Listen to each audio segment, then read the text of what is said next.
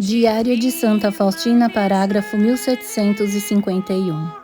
Ó Jesus, oculto no Santíssimo Sacramento do altar, meu único amor e misericórdia, recomendo-vos todas as necessidades da minha alma e do meu corpo.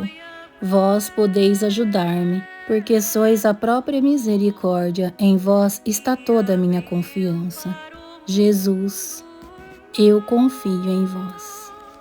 No diário original, um longo intervalo, uma página inteira em branco.